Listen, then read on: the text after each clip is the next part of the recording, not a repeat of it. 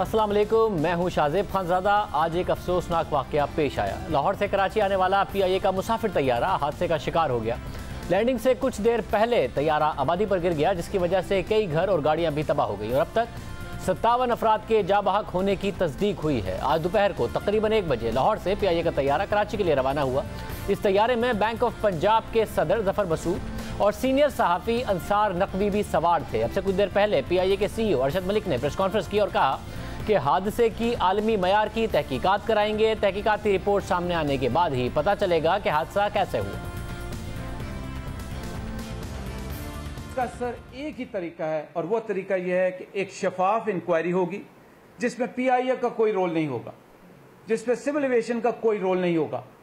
ये इंक्वायरी बैनुल-अक़वामी मुसल्लमा असूल के मुताबिक एविएशन मिनिस्ट्री प्राइम मिनिस्टर की इजाज़त से मुरतब करेगी, जो कि इस वक्त समरी अप्रूव रही है और वो इंस्पेक्टर्स आके इसको इंस्पेक्ट करेंगे। इससे पहले आप मेरे से पूछें, आप मेरे चीफ टेक्निकल ऑफिसर से पूछें, आप मेरे चीफ फ्लाइट सेफ्टी ऑफिसर से पूछें, तो ये कोई किसी किस्म की आपको फर्म स्टेटमेंट नहीं दे सकते।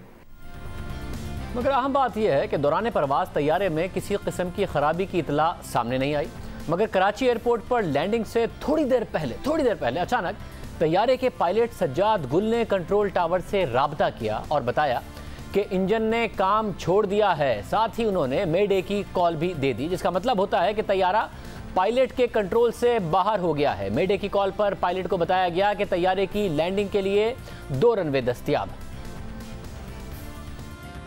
8303 approach. जी sir. Appears to be turning left. We'll proceeding that sir. We have lost engines. Confirm you are carrying out belly landing. Runway available to land at 25. Roger. Sir, Mayday, Pakistan 8303. Pakistan 8303, Roger sir. Both runways available to land. मगर इसके फौरन बाद तकरीबन 2:37 पर तैयारे का control tower से राब्ता कट गया। इन्हीं शाहिदीन का कहना है कि तैयारे के गिरने से पहले उसके इंजन में आग लगी हुई थी और फिर अचानक इंजन में धमाका हुआ और तैयारा घरों पर गिर गया। मगर जो वीडियो फुटेज आप इस वक्त सामने देख रहे हैं उसमें भी वाज़ेह तौर पर नज़र आ रहा है कि तैयारा इंजन फेल होने के बाद जो माहिरीन की राय है वो ये कि बहुत ही थोड़ा सा फासला रह गया था रनवे से और तैयारा ग्लाइड करता नज़र आ रहा है। अगर ये रनवे पर पहुंच जाता तो इसको इस तरीके से लैंड भी कराया जा सकता था, मगर दरमियान में इमारतें आ गईं जिसकी वजह से ये इमारतों से टकरा गया। ऐसा नहीं है कि तैयारा इस वक्त बैलेंस नहीं था, वो ग्लाइड कर रहा था। और जो एनी शाहिदीन है उन्होंने क्या कहा जरा देखिए। मैं छत पे गया हूँ तो पीछे से PIA का जहाज़ आ रहा था, उसके इंजन के ऊपर जो है वो आग लगी हुई थी।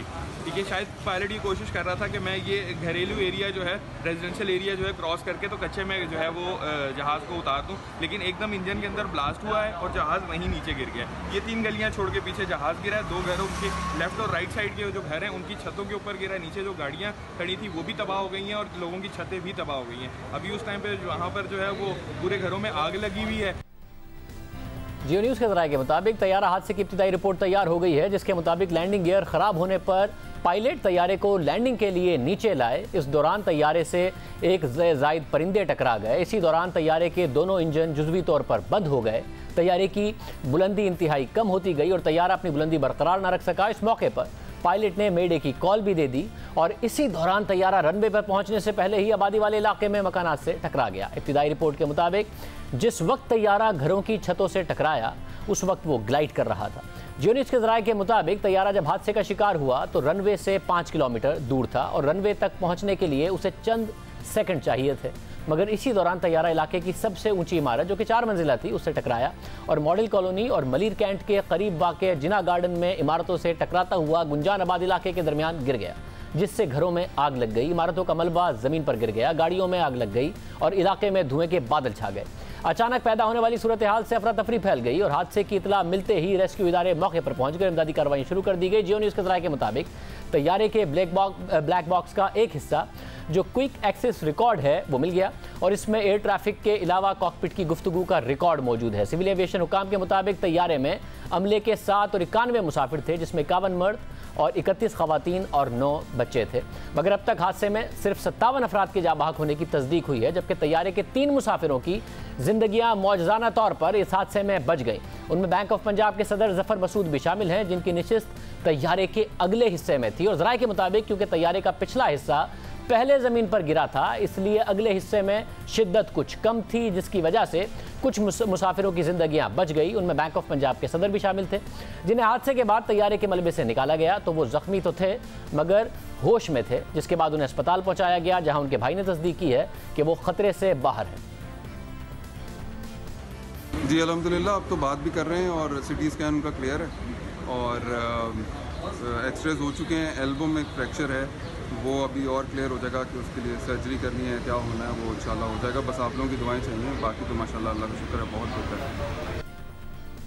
इसी तरह तैयारे के हादसे में एक और शख्स मोहम्मद जुबैर भी जिंदा बच गए, जो सिविल अस्पताल में ज़ेर इलाज हैं, जहां वज़ीर तालीम सिंध सईद गनी ने अयादत के बाद उनकी तस्वीर भी शेयर की है। वजारत सेहत के मुताबिक ताहिरा महमूद नामी मुसाफिर खातून भी हादसे में महफूज रही हैं और CMH अस्पताल में ज़ेर इलाज हैं, जहां उनकी हालत ख़तरे से बाहर है। इस वक्त हमारे साथ मौजूद हैं इस हादसे में मौजज़ाना तौर पर महफूज रहने वाले मुसाफिर मोहम्मद ज़ुबैर। मोहम्मद ज़ुबैर, बहुत शुक्रिया हमें शो में ज्वाइन करने के लिए। ज़ाहिर है एक बहुत बड़ा एक मौजज़ा है कि आप ज़िंदा हैं, आप हयात रहे, आप उतने ज़ख्मी भी नहीं हुए, मगर साथ ही एक बहुत बड़ा हादसा है जो आपने देखा। मैं बड़ा शुक्रगुजार हूँ कि आपने हमारे लिए वक्त निकाला है। अब आप खैर आफियत से हैं, आप बिल्कुल ठीक हैं?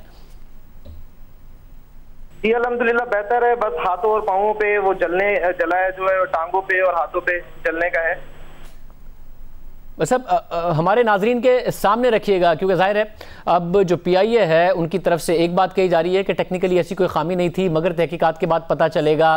साथ ही बहुत सारी लोग बहुत सारी बातें कर रहे हैं। आप जहाज़ के अंदर मौजूद थे जब जहाज़ ने सफ़र शुरू किया, उसके बाद ये कहा गया कि जहाज़ एक दफ़ा लैंड करने जा रहा था मगर उसे वो लैंड नहीं कर सका और उसने दोबारा एक चक्कर काटा और फिर जब वो दोबारा लैंड करने के लिए आ रहा था तो अचानक मेडे की कॉल हुई। क्या हुआ, आपने क्या देखा एग्जैक्टली? फ्लाइट जो है चली है 1 बजे लाहौर से और मामूल के मुताबिक जो है वो सही चल रही थी, सारी चीज़ें सही थी। अनाउंसमेंट हुई है, पायलट ने अनाउंसमेंट की है कि जी हम कराची एयरपोर्ट पे लैंड करने लगे हैं। उसने जब लैंड स्टार्ट किया और उस जैसी जहाज को उसने नीचे किया तो 1-2 स्टेप जो है वो झटके लगे नीचे की तरफ। उसको थोड़ा सा रनवे पे चला है तो पायलट ने बड़ी होशियारी के साथ उसको दोबारा जो है वो ऊपर उड़ा दिया है। ऊपर उड़ाने के बाद लोगों ने कलमे वगैरह पढ़ने शुरू कर दिए, सूरतें वगैरह पढ़ने शुरू कर दी, दुआएं करना शुरू कर दी। उसके बाद 10 से 15 मिनट तक जहाज ऊपर ही वो उड़ाते रहे हैं और उन्होंने फिर एक सेफ जगह देख के जहाँ पर कोई रश नहीं था उन्होंने कहा कि जी मैं लैंडिंग करने लगा हूँ। उन्होंने दोबारा अनाउंसमेंट की है, बड़ी कोशिश की उन्होंने कि अनाउंसमेंट की करके कि मैं लैंड करूँ इसको, लेकिन इन केस वो जो भी हुआ है क्रैश हो गया। क्रैश होने के बाद जब हिट हुआ है, हिट होने के बाद पता लगा है, मैंने जब अपना देखा है हर तरफ आग ही आग लगी हुई थी, चीखों पुकार थी, बच्चों की, बड़ों की, बुजुर्गों की। तो मैंने अपना सीट बेल्ट खोला है, सीट बेल्ट खोलने के बाद मैंने इधर उधर देखा है तो मुझे एक तरफ रोशनी नजर आई। तो उस रोशनी को देखते हुए मैं बाहर निकला हूँ। बाहर निकलने के बाद मैंने 10 फीट हाइट की जंप मारी है नीचे और इस तरह मैं बाहर आया हूँ। फिर मुझे जिना अस्पताल लेके आ गए और अभी इस टाइम मैं सिविल हॉस्पिटल में हूँ। जब पहली दफ़ा अनाउंस किया और लैंड नहीं कर सके और फिर चक्कर लगा के वापस आए और जो दूसरी दफ़ा अनाउंस किया, इसके दरमियान कितना टाइम लगा? तकरीबन 10 से 15 मिनट का फर्क था। 10 से 15 मिनट का फ़र्क था पहली दफ़ा जब लैंडिंग करने लगे और दूसरी दफ़ा जब उन्होंने दोबारा कहा कि मैं लैंडिंग करने लगा हूँ। तो जब दूसरी दफ़ा वो करने लगे और उन्होंने कहा कि हम दोबारा लैंड करने लगे, जब दूसरी दफ़ा उन्होंने कहा तो उसके कितनी देर बाद क्रैश कर गए? तब जब उन्होंने कहा तो उससे 2 से 3 मिनट बाद क्रैश कर गया था। तो आप सब यही समझ रहे थे कि असल में आप लोग लैंड करने जा रहे हैं, आपको बिल्कुल आखिर तक नहीं लगा कि हम तो असल में क्रैश करने जा रहे हैं? नहीं सर, नहीं पता लगा। वो जितना तरीके से वो जा रहा था, जहाँ सारी चीजें हो रही थी तो यही था कि ये लैंड करेंगे। जुबैर, जो आप सूरत हाल बता रहे हैं वो इस वक्त जो फुटेज हमारे सामने स्क्रीन पर चल रही है उसमें भी नजर आ रहा है। अब आप खुद कह रहे हैं कि आप आखिर तक ये समझते रहे कि हम तो असल में लैंड कर रहे हैं, आपको नहीं लगा कि हम क्रैश कर रहे हैं। और उस फुटेज से भी लगता है कि जहाज़ ग्लाइड करता हुआ जा रहा है और रनवे के बहुत ज़्यादा करीब है। जहाज़ में ऐसी टर्बुलेंस भी कोई ख़ास नज़र नहीं आ रही और आप भी कह रहे हैं कि कोई ऐसे झटके नहीं लग रहे थे। मोहम्मद ज़ुबैर हमारे साथ मौजूद थे, खुशकिस्मत हैं, आज महफूज रहे और थोड़ा सा वो कह रहे हैं कि 20% हिस्सा जला है मगर ख़तरे से बाहर हैं, सेहतयाब हैं। और वो ये बता रहे हैं कि ऐसी कोई बात नहीं थी। आखिर तक हमें लगा कि हम लैंड करने जा रहे हैं, हमें नहीं लगा कि हम क्रैश करने जा रहे हैं, क्योंकि पायलट ने पहले लैंड करने की कोशिश की, वो रनवे पर आए और लैंड नहीं किया, वापस चक्कर लगा के आए, जिसके लिए आज बताया गया है कि उनका लैंडिंग गियर नहीं खुला था, इसलिए वो रनवे से दोबारा टर्न उन्होंने किया। और उसके बाद उन्होंने पैसेंजर्स को यही बताया कि हम दोबारा लैंड कर रहे हैं, और उसके बाद जो ट्रैफिक कंट्रोल के साथ उनका राब्ता है उसमें वो ज़रूर बताते नजर आ रहे हैं कि इंजन फेल हो गए हैं, और वो मेडे की कॉल भी दे रहे हैं। और उसके बाद इंजन फेल होने की वजह से, क्योंकि जहाज़ के इंजन बंद हो गए थे, तो इस फुटेज में नज़र आ रहा है कि जहाज़ किस तरीके से स्मूथली ग्लाइड करता हुआ इमारत से जाके टकराया है कि मुसाफिर यही समझ रहे थे कि वो असल में लैंड करने जा रहे हैं, ना कि उनको ये अंदाज़ा हुआ कि वो किसी इमारत से टकराने वाले हैं, वो क्रैश करने वाले हैं। हादसे की इब्तिदाई रिपोर्ट के बाद तैयारे में लैंडिंग गियर ख़राब हुआ था, ये बात की जा रही है, जिस पर पायलट तैयारे को लैंडिंग के लिए नीचे लाए। अहम बात यह है कि हादसे का शिकार होने वाला तैयारा एयरबस 320 है, जो 16 साल पुराना है, और इस तैयारे ने 17 अगस्त 2004 को पहली परवाज़ की थी, जिसके बाद इसे 17 सितंबर 2004 को चीन की ईस्टर्न एयरलाइंस के हवाले किया गया, और फिर 30 अक्टूबर 2014 को इसे लीज पर पाकिस्तान को दिया गया।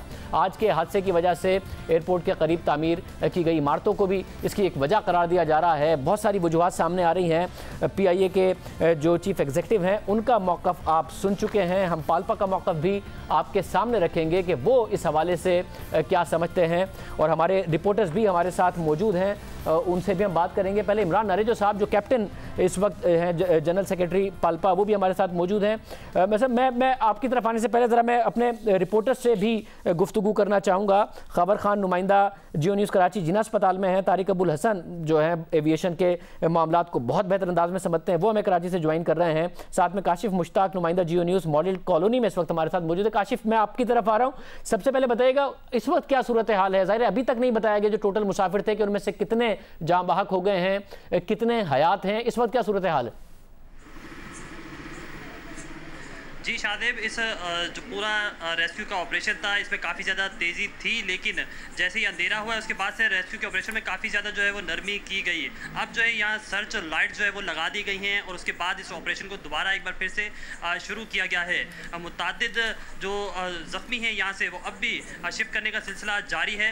बताया जा रहा है कि जो मेन गली है, जैसे जो एनी शाहिद है हमारी, उनसे बात हुई तो उनकी जानिब से भी हमें ये बताया गया कि 2:15 से 2:30 के दरमियान जो है ये वाक़या पेश आया है। उसके बाद एक ज़ोरदार धमाके के बाद जब लोग अपने घरों से बाहर निकले तो हर तरफ धुआं ही धुआं था, और उसके बाद जब लोगों ने अपनी मदद आपके तहत ये ऑपरेशन शुरू किया, उसके बाद यहाँ पर जो है वो रेस्क्यू इदारे पहुँचे हैं, दीगर टीमें पहुँची हैं, तो यहाँ लोगों का एक बहुत बड़ा हजूम था।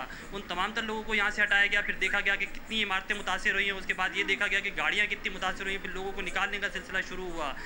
अब भी ये बताया जा रहा है कि 10 से 15 घर जो हैं उनकी छतें जो हैं वो काफ़ी ज़्यादा मुतासिर हुई हैं। उसके बाद जो जहाज़ था जो जिस जगह पे वो गिरा है वो घर काफ़ी ज़्यादा मुतासिर हुआ है, वहाँ से भी मलबा निकालने का काम शुरू किया जा रहा है। इसके साथ ही साथ हैवी मशीनरी यहाँ तलब की गई थी, उसका इस्तेमाल अभी शुरू नहीं किया गया है क्योंकि काफ़ी कंजस्टेड ये जो इलाका है। मेरे अकब में अब भी आप जो ये गली देख रहे हैं काफ़ी ज़्यादा चौड़ी है, लेकिन आगे से जाके जहाँ मेन पॉइंट है वहाँ जो है वो 20 से 25 फीट की गली है। जैसे ये जहाज़ इस गली के अंदर से मतलब टकराया है तो बताया जा रहा है कि दोनों अतराफ़ के जो घर थे वो काफ़ी ज़्यादा मुतासिर हुए हैं, जिसकी वजह से हादसे में नुकसान भी काफ़ी ज़्यादा हुआ है।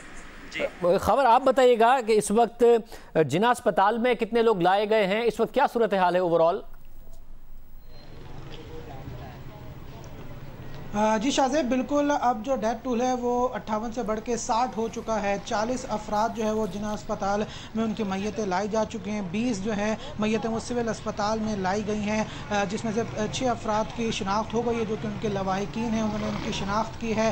उनके जो चेहरे थे पुलिस सर्जन के मुताबिक वो काबिल शिनाख्त थे जिनकी शिनाख्त हुई है, और 2 लोग जो हैं मुसाफिर जो कि बच चुके हैं, जिसमें मोहम्मद ज़ुबैर और ज़फ़र मसूद हैं जो कि दारुल सैद अस्पताल में और सिविल अस्पताल में इस वक्त ज़ेर इलाज हैं। इस वक्त भी जो है बॉडीज़ लाने का सिलसिला जारी है। दूसरा जो अब ये बड़ा मसला शुरू हो चुका है कि जो लवाहिकीन आ रहे हैं जी अपने प्यारों की शिनाख्त के लिए, तो उनका DNA के सैंपल्स लिए जा रहे हैं। जिना अस्पताल और सिविल अस्पताल में DNA के सैंपल्स लिए गए हैं, और तर्जुमान महकमा सेहत का ये कहना है कि जी कराची यूनिवर्सिटी की जो लैब है फॉरेंसिक लैब, वहाँ ये भेजे जाएंगे और 10 से 12 घंटे लगेंगे इनका टेस्ट करने में। लेकिन डॉक्टर सिमी जमाली का कहना है कि कम से कम 1 से 2 दिन लग सकते हैं। जिस तरह की कोविड की जो इमरजेंसी चल रही है इस वक्त अस्पतालों में और उस लेबॉर्ट्री में, हैं, तो इस वजह से शायद इसमें थोड़ा सा डिले हो। लेकिन इस वक्त भी जो है जो मैयतें लाई जा रही हैं उनके लवाकिन और प्यारे भी आ रहे हैं ताकि उनको शिनाख्त की जा सके।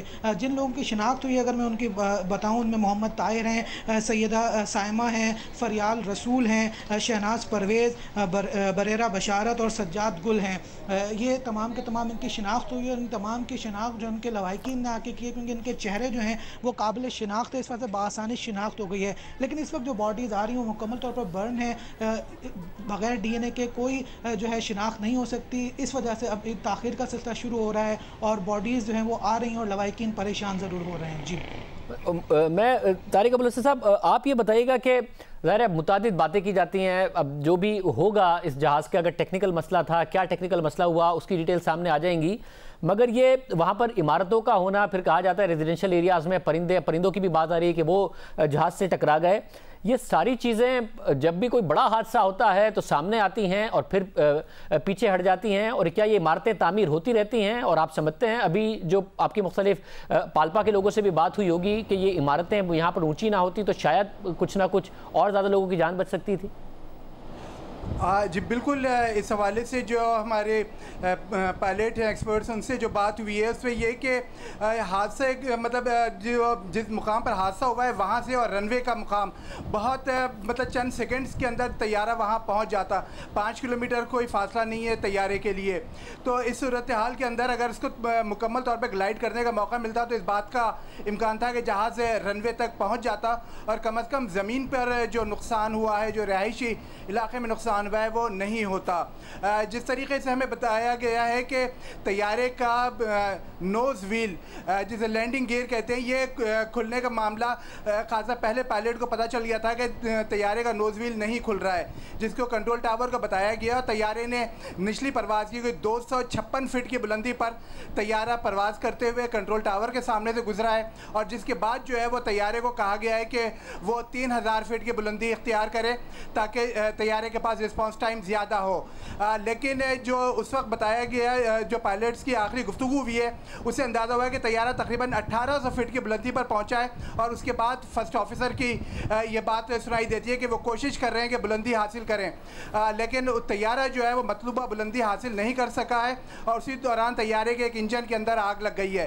तो इंजन में आग लगने की वजह क्या रही है ये अभी तक वाज़ेह नहीं है। एक अंदाज़ा लगाया गया है कि शायद बर्ड हिट हुआ है और तैयारे के इंजन में जो है वो कोई परिंदा घुसा है, जिसकी वजह से इंजन में आग लगी और इंजन बंद हुआ है, लेकिन इसकी कोई अभी तक तस्दीक नहीं हुई है। जहाज़ में मल्टीपल इमरजेंसी हुई है।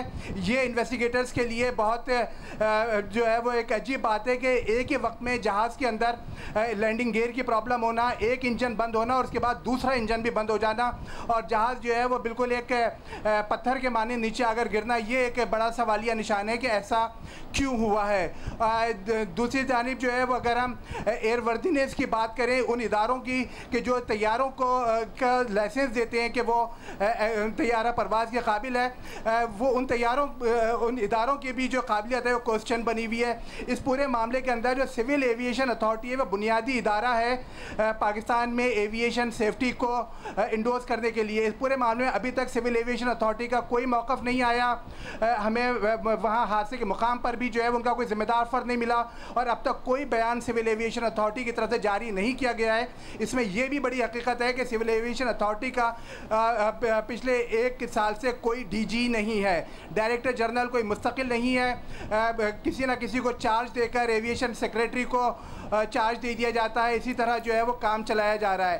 पूरा इदारा इस वक्त एडहॉक बेसिस के ऊपर है। आप किसको ज़िम्मेदार समझेंगे ये अभी तक जो है वो हमारे सामने नहीं आया कि एयरवर्दीनेस डिपार्टमेंट के अंदर एडहॉक पर हैं, डेपुटेशन पर लोग आए हुए हैं। और हालांकि तारिक, ये सारी बातें सिविल एविएशन का इसमें किरदार होता है, उसके बावजूद आप कह रहे हैं 1 साल से कोई सरबरा नहीं है। 2 साल पहले भी एक क्रैश हो चुका है, उसके बावजूद सरबरा नहीं। हालांकि इमारत अगर एयरपोर्ट के आसपास बने, कितना मंजिला बने, कितनी ना बने, इस सब में ये सिविल एविएशन के मंजूरी के बगैर तो नहीं हो सकता होगा। एयरपोर्ट के आसपास के एरियाज में या जो भी दूसरे मामला हैं, एयरवर्दीनेस के मामला हैं, ये नहीं हो सकते हैं, उसके बावजूद सरबरा नहीं है।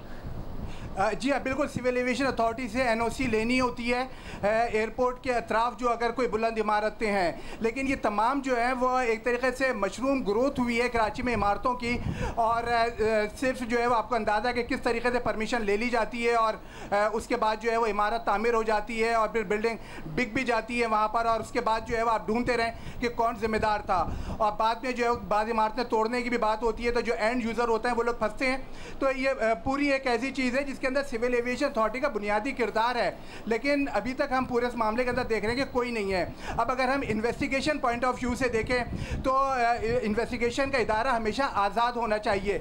आज तक पाकिस्तान में किसी हादसे की आज़ाद इदारे ने तहकीकात नहीं की हैं। अमलन ये होता है कि जो शख्स इस हादसे के अंदर ज़िंदगी हार गया, जिम्मेदारी उस पर डाल दी जाती है। हम मैक्सिमम एयर क्रैशेस की बात करते हैं कि जिसकी जिम्मेदारी पायलट पर डालकर और मामले को दबा दिया जाता है। तो इस एक और अगर हम देखें कि हवेलियाँ हादसा जो अभी इससे पहले बड़ा हादसा हुआ है जिसमें जुनैद जमशेद और कई लोगों की जानें गई, इसकी इन्वेस्टिगेशन रिपोर्ट तैयार हो गई है, जमा करा दी गई है। इकाओ के कानून के तहत सिविल एविएशन अथॉरिटी को रिपोर्ट पब्लिश करनी है, लेकिन पिछले कई महीनों से वो रिपोर्ट जो है वो दफ्तर में दबी हुई है, अब तक पब्लिश नहीं हुई, कोई जिम्मेदारी नहीं बताई गई। और अब ये एक खदशा जाहिर किया जा रहा है कि क्योंकि उसके अंदर इंजीनियरिंग के मामला के ऊपर बात की गई है, उसके अंदर जो है मैन्युफैक्चरर्स के ऊपर बात की गई है, तो इसलिए जो है वो ये जिम्मेदारियों से उनको बचाने के लिए शायद रिपोर्ट में तब्दीली करने का कोई इरादा है, इसीलिए अभी तक पब्लिश नहीं की जा रही है। इससे पहले भी जो एयर क्रैशेस हुए हैं वो कोई आज़ाद इदारे ने नहीं किए। सिविल एविएशन अथॉरिटी के मातहत ये इदारे हैं, कहने को आज़ाद हैं, लेकिन सारा अमला सिविल एविएशन अथॉरिटी इनको फराहम करता है, दफातर सिविल एविएशन अथॉरिटी के होती है, तनख्वाहें इनको सिविल एविएशन अथॉरिटी से दी जाती हैं, तो किस बात के ये आज़ाद इदारे हैं? फिर जो लोग इनके ऊपर इन्फ्लुएंस करते हैं, रिपोर्ट्स उनकी उस तरह की बनती हैं, और ज़िम्मेदारी जो है वो अमूमन हम जो मैक्सिमम देखते हैं वो पायलट्स के ऊपर डाल दी जाती है। आज के हादसे में मौसम क्लियर है,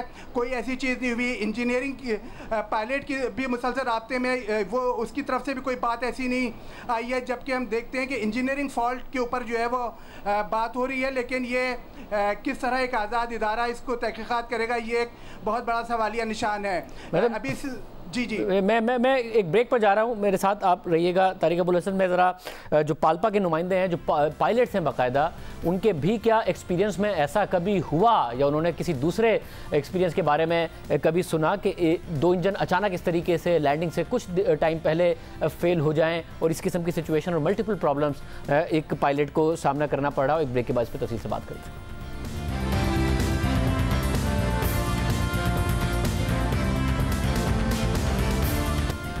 हादसे की इन्वेस्टिगेशन की बात हो रही है। पाकिस्तान में जो पहले इन्वेस्टिगेशन हुई हैं उस पर सवाल उठता रहा है कि रिपोर्ट्स नहीं आती, एयर ब्लू के हादसे के अलावा रिपोर्ट्स मंजर आम पर नहीं लाई जाती और ये कहा जाता है कि कवर अप्स किए जाते हैं, कोताहियाँ छुपाई जाती हैं। इस पर बात करेंगे। हमारे साथ नसीम अहमद साहब मौजूद हैं, आप सदर हैं society of air safety investigators Pakistan के। नसीम अहमद साहब आपका बहुत शुक्रिया। इसके अलावा जो पायलट्स की एसोसिएशन है उसके जनरल सेक्रेटरी कैप्टन इमरान नारेजो साहब भी हमारे साथ मौजूद हैं, आपका भी बहुत शुक्रिया। नारेजो साहब, जाहिर है एक अफसोस का दिन है, आपके अपने कोलीग्स के साथ भी ये हुआ, कौम के दूसरे जो शहरी हैं वो भी इस हादसे में मौजूद थे। आपको इस वक्त तक क्या सूरत हाल समझ में आ रही है? आपने जो कुछ देखा है, जो कुछ हकाइक सामने आए हैं?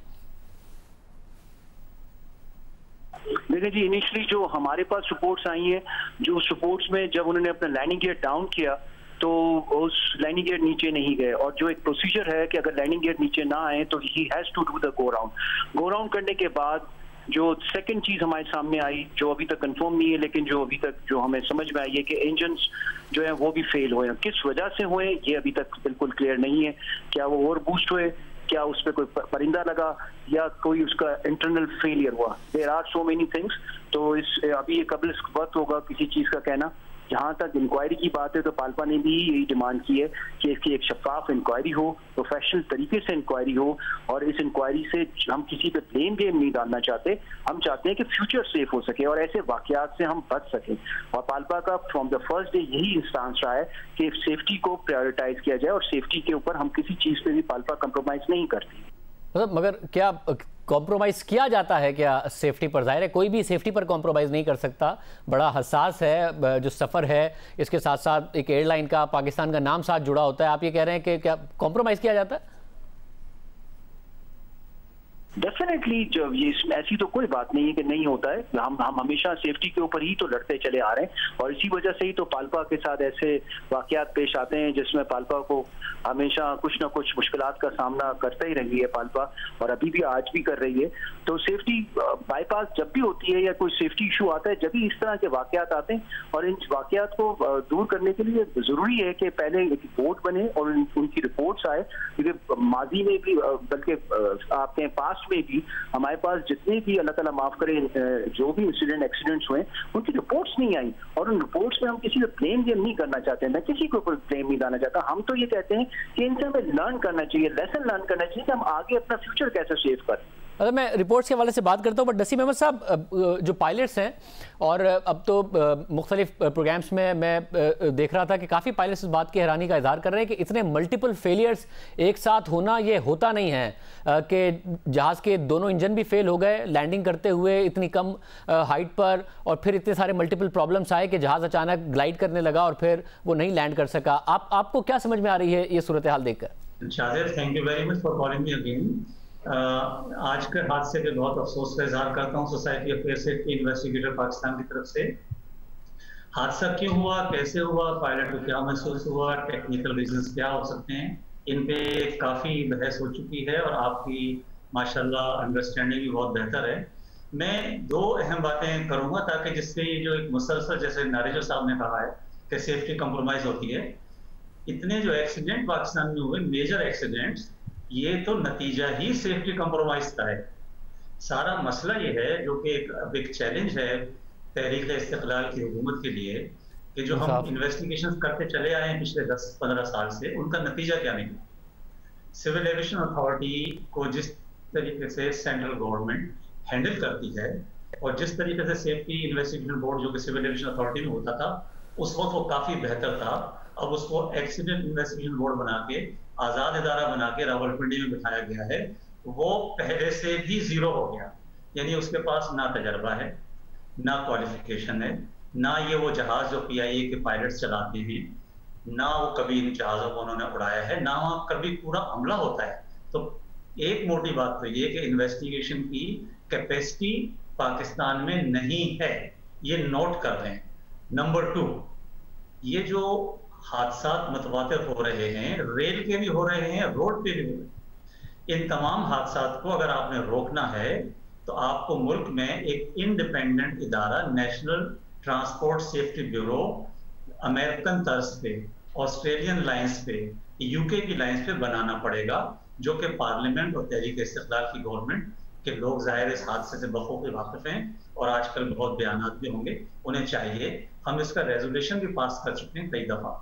मुल्क में जो NGOs हैं, रॉयल एयरफोर्स सोसाइटी, मेरी सोसाइटी, पेल्पा भी एक NGO ही है एक तरफ से, ऐसी बॉडीज को काम करने दिया जाए। ये आपके टूल्स हैं, ये आपकी मदद हैं। क्रिटिसिज्म को बर्दाश्त किया जाए, तारीफ आपके किसी काम की नहीं है। सिविल एविएशन को आप देखें कि कोई एक सरबराह नहीं मिल पा रहा। क्यों? कि वो सुप्रीम कोर्ट की हिदायत के मुताबिक अखबार में कोई एड देने के काबिल नहीं है जिसका रिक्वायरमेंट मेरिट पे हो। तो ये तो हालात हैं। अगर आप चाहते हैं, आपके तवज्जुह से हुकूमत पाकिस्तान को चाहिए कि एक दफा, अब 1000 जाने एयरक्राफ्ट एक्सीडेंट्स की ज़ाया हो चुकी हैं। एक एक्सीडेंट का मतलब होता है कि तकरीबन 60 सीरियस इंसिडेंट हुए थे जिनसे कोई सबक नहीं सीखा। तो अगर एक दफा एक इंडिपेंडेंट इन्वेस्टिगेशन इदारा तो बाद में बनेगा, एक इन्वेस्टिगेशन बिठा दें, उसमें एक्सपर्ट्स ले लें। कोई इंडिपेंडेंट की तारीफ ही होती है कि उस आदमी की तनख्वाह किसी गवर्नमेंट इदारे से ना आती हो। उस आदमी यानी कि जो PIA के सरबराह ने आज कहा कि इंडिपेंडेंट होगी बिल्कुल जो इंक्वायरी हम करेंगे, और उन्हें नहीं पता इंडिपेंडेंट क्या होती है। देखें, सिविल एविएशन दुनिया में इंटरनेशनल सिविल एविएशन ऑर्गेनाइजेशन है, उसके तहत मुख्तलिफ इदारे हैं। सिविल एविएशन ऑर्गेनाइजेशन ये कहती है कि आप इंडिपेंडेंट इदारे बनाएं। इंडिपेंडेंट इदारे वो होते हैं, मैंने कहा कि उनके 2 टेस्ट होते हैं, कि उन्हें अपने काम के लिए किसी से इजाजत न लेनी पड़े और उनकी तनख्वाह जो है वो किसी सरकारी इदारे से या उसके CEO से नहीं आए। मौजूदा जो AIB है उसकी तनख्वाहें CAA से जाती हैं। तो आज़ाद इदारे को समझने में थोड़ी देर लगेगी, देखें, एक चीज ध्यान में रखें कि हमें सिविल एविएशन और पीआईए एक वाहिद एयरलाइन है जो कि मुझे बहुत पसंद है। मैं इसकी सारी खूबियों से बखूबी वाकिफ हूँ और मैं इसके लिए बहुत खिदमत के लिए तैयार हूँ। मैं हर साल इनकी ट्रेनिंग का इंतजाम करता हूँ। मसला ये है कि पीआईए के अंदर इस वक्त एज ऑफ टुडे उनका जो चीफ पायलट कॉर्पोरेट सेफ्टी हैं वो रिटायरमेंट पे जा चुके हैं तकरीबन, नए बंदे को नहीं लाया जा रहा। दूसरी बात यह है कि पीआईए के जो हादसात हुए हैं, आप दुनिया की किसी एक एयरलाइन को बता दें, बड़ा दुख होता है देख के, गूगल पे चले जाएं, सबसे ज्यादा हादसा इस सिंगल एयरलाइन के हुए पिछले 15 साल में। अब आप आ जाएं स्टेट यानी मुल्क की तरफ, पाकिस्तान, पिछले 20 साल में हादसात की तादाद सबसे ज्यादा पाकिस्तान की है। वजह, स्टेट सेफ्टी प्रोग्राम एक प्रोग्राम होता है, एक गाइडलाइंस होती हैं, एक रूल्स रेगुलेशंस होते हैं जो एयर ब्लू के लिए भी होते हैं, पीआईए के लिए भी होते हैं, सबके लिए होते हैं, बोइंग को भी फराहम किए जाते हैं दुनिया के लिए। पाकिस्तान अभी तक स्टेट सेफ्टी प्रोग्राम नहीं बना सका, 70 साल हो गए हैं। वैसे ये कब बनाएंगे? इन्होंने अखबार में ऐड दिया था कि जी हमारा ऑडिट होगा इंटरनेशनल, इसलिए तैयार किया जाए। अब ऑडिट चूंकि नहीं हो रहा तो हमें बनवाने की जरूरत नहीं। ये आम बात है। वैसे मैं मजीद पायलट से भी बात करेंगे हम इस हवाले से नारिजू साहब से कि क्या उनके एक्सपीरियंस में कभी इस किस्म का हुआ है कि जिस तरीके से ये फेलियर हुआ है। और हमारे साथ तारिक अबुल हसन साहब भी मौजूद हैं एक ब्रेक के बाद।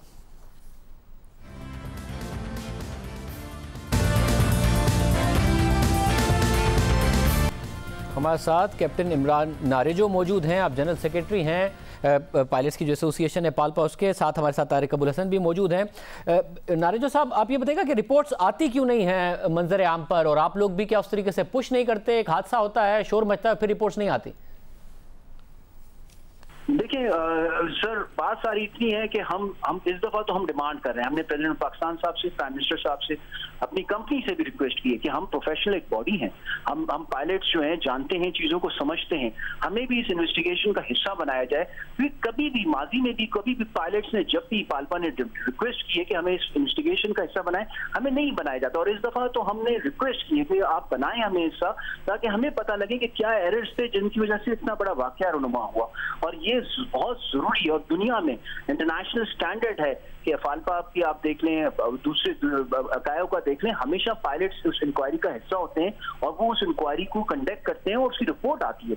ये एक हमारे एक बहुत बड़ा प्रॉब्लम है जिसको इस दफा हमने हाईलाइट किया, और हम चाहते हैं कि इस चीज को अब इस दफा बिल्कुल क्लियर करके एक इंक्वायरी कमीशन बनाया जाए और उसमें हमें भी हिस्सा दिया जाए, ताकि हम देखें कि किस वजह से ऐसे हादसा हो रहे हैं और किस वजह से हम इनको किस तरह हम इसको रोक सकते हैं इन हादसा को फ्यूचर के लिए। मुझे बिल्कुल आखिर में बताएगा, फिर मैं तारिक अबुल हसन साहब की तरफ जाऊंगा। बतौर आप समझते हैं ये जो अचानक लैंडिंग गियर नहीं खुला, फिर इंजन अचानक 2 फेल हो गए, बिल्कुल ये आपके नजदीक भी एक अनोखा वाकया है जो बहुत कम जिसकी या कोई मिसाल नहीं नजर आती?